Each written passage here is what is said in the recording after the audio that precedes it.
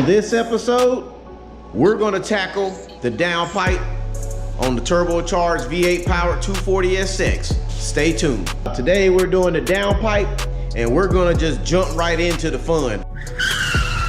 Bruh, is that a piece of lint on your head? Yo, that junk look like fuzz. You on YouTube with a piece of fuzz on your head? Yo, let's continue on with the video and all the action. But before we jump into the action, let me show you what we're working with. I'm running the BS Racing 80mm turbo. We're not using the little small 3-inch downpipe anymore. We're using a 4-inch downpipe. So with that being said, we have two 4-inch 45-degree bends. I've already got one cut and pre-cleaned. We got an extra 4-inch V-band clamp. We got two so far, just two pie cuts, also 4-inch, another miscellaneous 4-inch, and then of course we're using the loud valve. We're using the loud valve because we want this car to be quiet when we're driving down the street, and then when we punch it, the loud valve opens up and it acts as an open downpipe, meaning no restrictions on the turbo. And then one of the tools that I had to go pick up is a 4.5-inch hole saw from Milwaukee. Now, why do we need a hole saw? Well, let me explain. On the S chassis, obviously putting the V8 in this small chassis, space is limited. And when I say limited, let me get the light on real quick. Look down there. There is hardly any room. So there's enough room to run a 3-inch downpipe in between there, not a 4-inch. We got to run our downpipe somewhere else. And there really ain't too many options. There are two other options. One option is a no-no for me. The second option is really a no-no, but I don't got no choice. And that option is, it's gonna come out right here. It's gonna come out of the fender. We have to cut a hole right here. So as you already see, I've already got it marked, and that's what the hole saw is for. So let's go ahead and start drilling.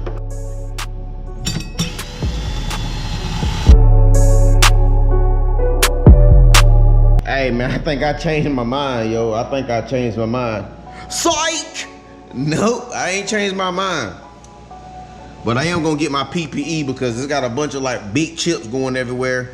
And I tend to always get hurt when I do this. Yeah, let me put my PPE on real quick.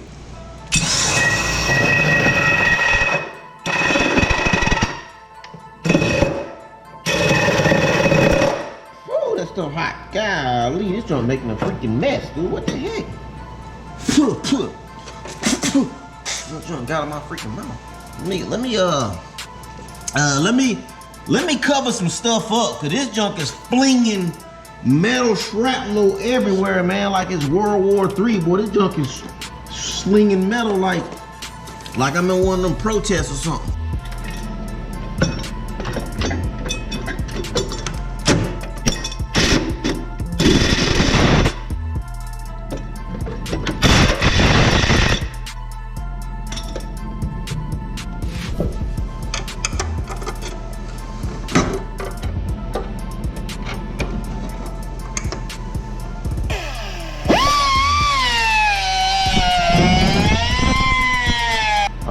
I might have to take this fender off and then finish it from the other side. So yeah, let me take this fender off and do it from the other side. Oh yeah, y'all ain't seen the fender, hey? Yeah, that's my fender, man. I got another Euro mod that I got from Justin. It's I want to say I took my measurement. It's a 1-inch wider fender. I don't know what that is in Japanese millimeter, but it's got the vents on it, and yeah, it's gray right now, but it's gonna be the color that I choose when it's time to paint it. Now let me take my carbide bit and I'm gonna clean all these edges up and stuff. I don't want no sharp edges. I've already had a bad experience one time before, and I'm not flicking you off either. I'm just trying to show you to be careful in the garage, because this stuff right here is sharp. This junk right here cut you right down to the white meat, boy. Right, that junk hot.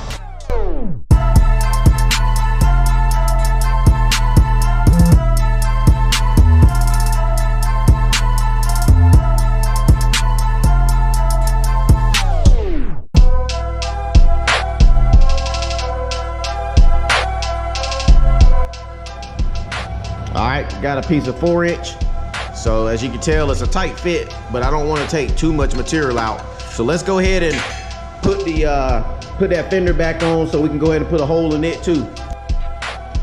All right, fam. Golly, that hurt my ear. This is the moment of truth. No return on this one. Let's go ahead and cut a hole in the fender. And also, before I cut that hole, I also put some painter's tape on there too, so that help with like chipping of this paint. Not that it matters, but I put it up there anyways.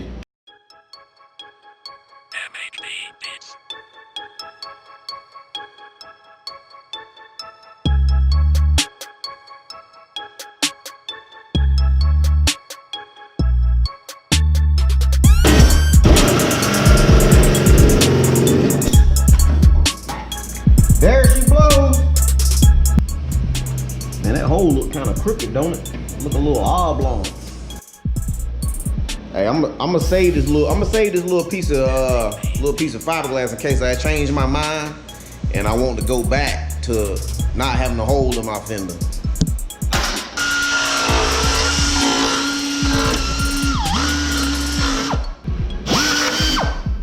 Man, are you freaking kidding me, dude? So let me go ahead and tack this up to that V-band, and then I'm gonna turn you back on when we get to this section. All right, now we got the 4-inch piece of pipe tack welded on the V-band. Next is this loud valve. And let me show you something real quick with this loud valve. It's something that I'm glad I paid attention. Hold on real quick. Matter of fact, I got two things.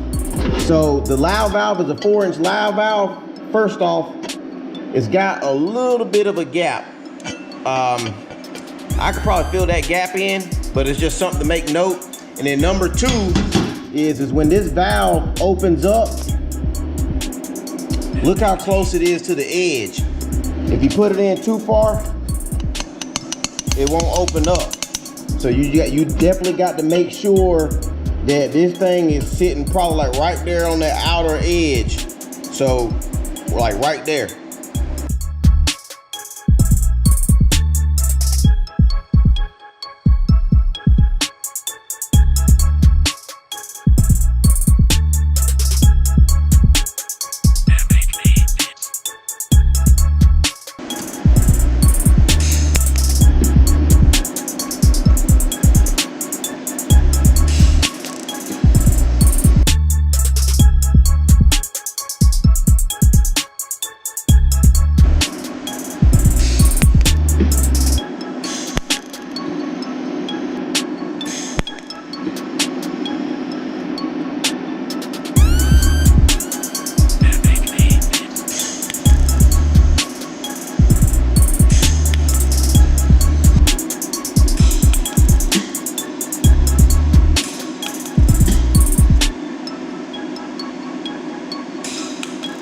I think I'm gonna go ahead and tack this V-band to these two pie cuts also, because whenever you make a pie cut, it seems like the pie is a little bit bigger than what it would be like if you would have cut something off of a straight piece. So now that I got it tapped in there and it's even all the way around, I'm gonna go ahead and make a couple tacks on this, and then that way we can continue on with our downpipe.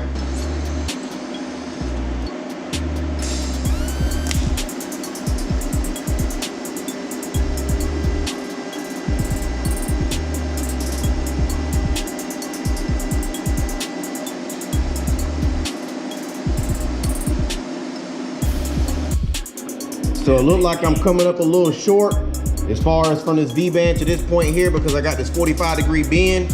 So I think since it's the only pipe that I have left, I think what I'm going to do is put it in the bandsaw, make me a cut here, and then that way I can have this section to go here, and then I have this section that can go on the end of the straight piece. And I already know that I'm probably gonna do a little flare of some sort, possibly. And with that being said, I still have that little bit of 45 that I might be able to manipulate to make it look kind of good. So let me go ahead and put this in the bandsaw and we'll turn you back on. All right, let's test fit this piping.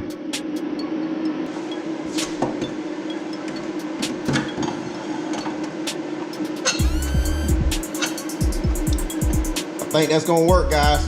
I think that's gonna work. before I tack this up, let me make sure that that still opens freely. Yup. So I'm about to make my tack.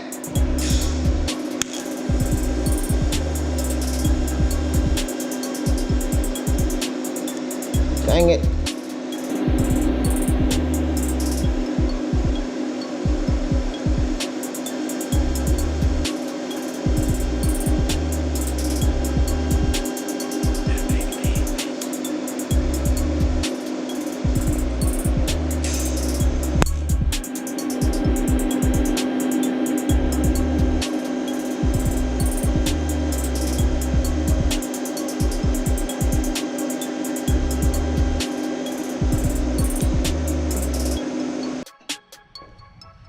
All right, fam. I want to say where we left off at was I had that pipe in there, and we kind of got a glimpse of what it's gonna look like in its almost complete form. But I have to make one minor adjustment, and I want this little curved tip to kind of fit like this. I think before it was kind of out there like that, had that bullhorn look, which is cool in the drag racing industry.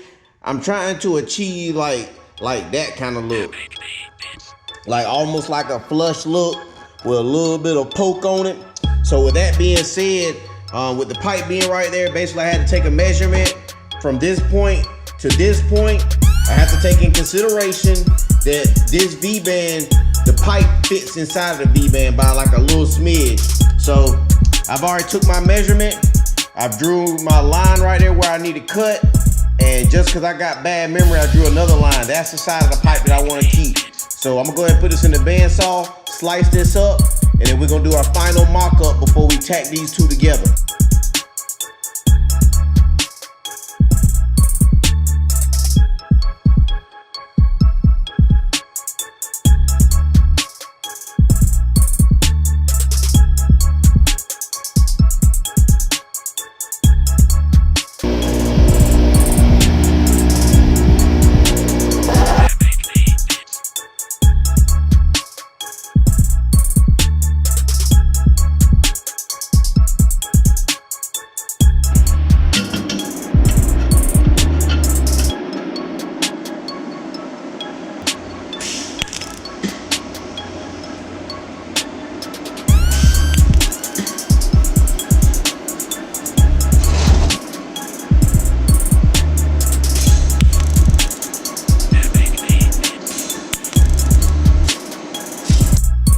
I had to take the fender off and trim a little bit more on the bottom of the chassis or the frame to get this centered in this hole like I want it. Yeah, that's about like I want it right there. So I'm gonna go ahead and put my tacks on it, and then next we'll weld.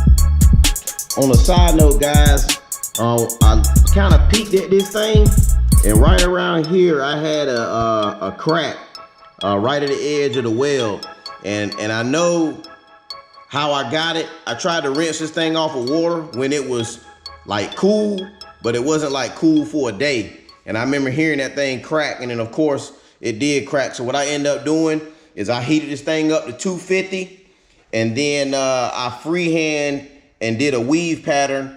And when I did the weave pattern, I left the filler rod in there. So basically I left the filler rod in there, and then I weaved it back and forth, just like that. And then of course now I'm preheating it.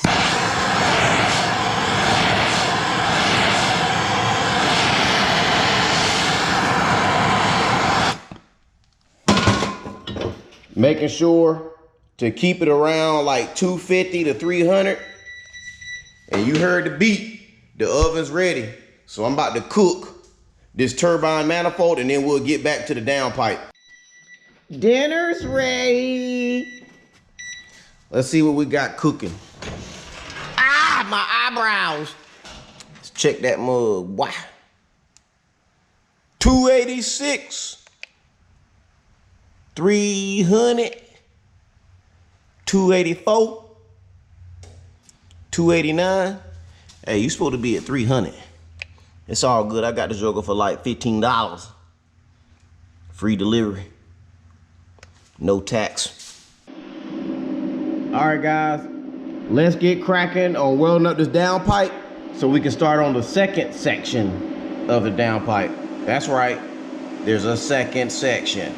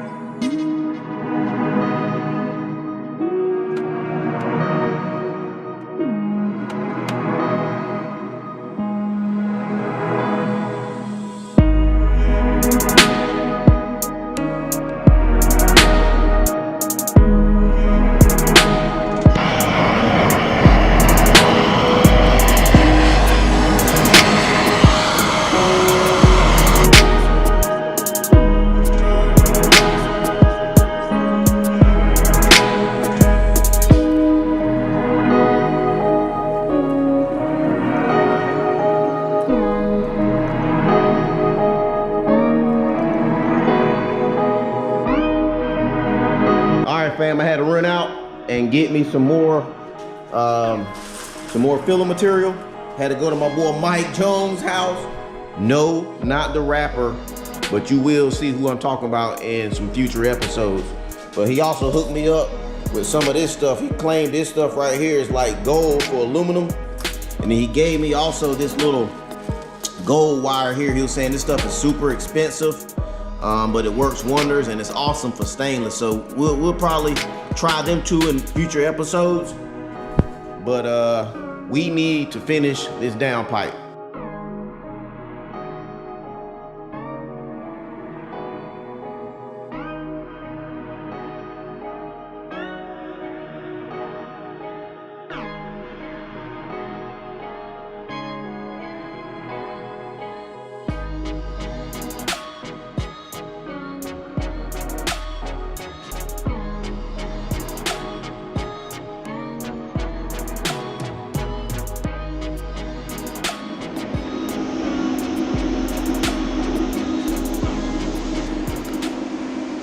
Pookie, don't look at the art. Don't look at it, man. It might make you go blind. Matter of fact, I don't even know, you think cats can look at the art? Cause I don't know if you know, but when you weld, you ain't supposed to look at like the art or whatever. It'll make your eyes hurt real bad. So, hey, I'll let y'all know if Pookie eyes hurt or she start whining or crying or something. And then if that's the case, I probably won't say nothing because I don't want people knocking on my door and arresting me for something. You know what I mean? Nowadays, I mean, jokers are getting arrested for defending themselves in the protests and stuff. I don't know what's going on, but I know right now, I'm gonna keep stacking them dimes though. Hey, 10 minutes done went by and she acting like she ain't affected. This junk is almost like an episode of National Geographic, man. We gonna find out and we gonna learn today if nocturnalism got something to do with your eyes not hurting when you're looking at somebody weld. We're gonna find out today. National Geographic at Speedaddixxgarage.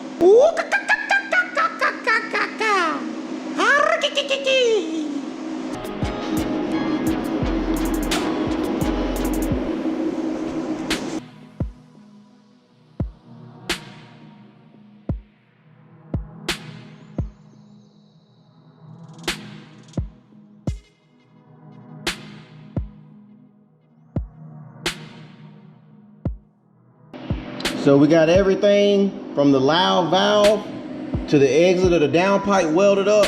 The last piece we got to weld is where it bolts up to the turbo.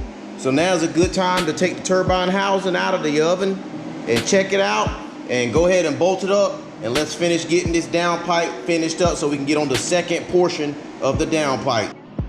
Turbine housing came out pretty good.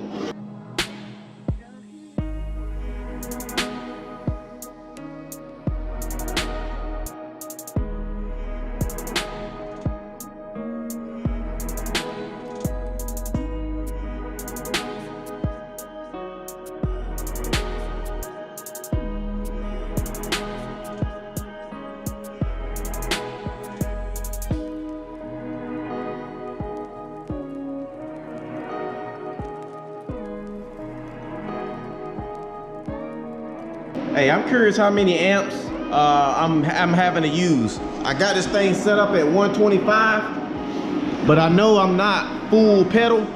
So I'm gonna go ahead and see if I can get a shot and let's find out how many amps it's taking to weld this B-band to this 16 gauge stainless.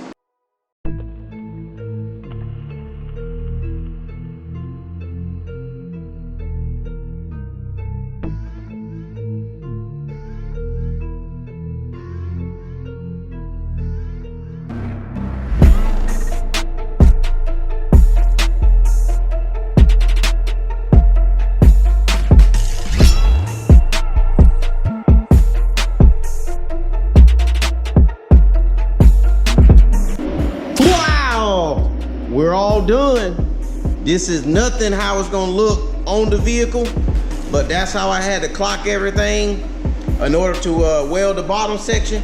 But let me show you a couple of these welds over a hot beat.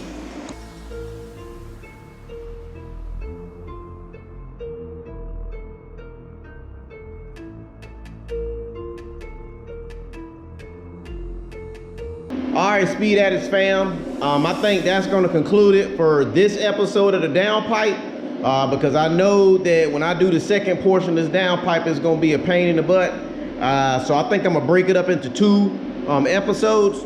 But in the meantime, hit that like button, hit that subscribe button. Once again, there's a lot more in store.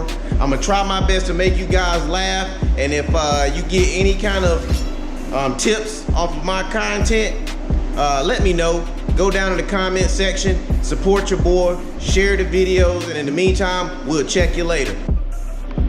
And also on a side note, I think Pookie all right. Pookie, can you see me? Can you see this? Can you see my hand?